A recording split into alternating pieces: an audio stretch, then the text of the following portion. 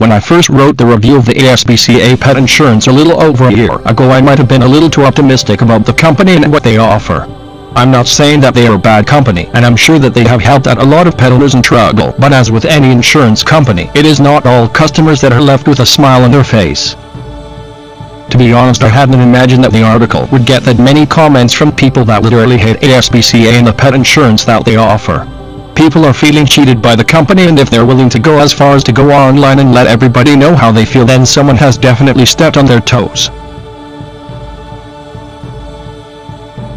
I can remember who created the original analyses, but it is said that if you find one person complaining in public, then you will have at least 10 people that have been treated the same way, but they just don't take it public. So where does that leave ASPCA? Well, by judging from the comments, I think they're in a very poor situation. My definite answer is no.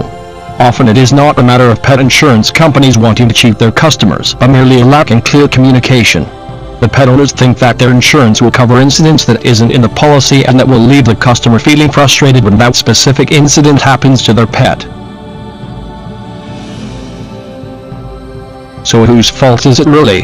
Well, when it comes down to it, it is the pet owner's responsibility to read and understand the policy that they sign. It is no different than when you apply for a mortgage or similar legal obligations you commit to. I think that they would be able to get very far by trying to educate their customers before they become customers. Tell them in plain English what is covered and what is not covered. Explain to them what the policy says so that they won't be surprised when the pet insurance doesn't cover the accident that happens to their pet. Sure, you might argue that they'll lose some initial customers, but I am sure that they'll slowly, but securely, build a reputation of being a no-bullshit pet insurance company that you can trust.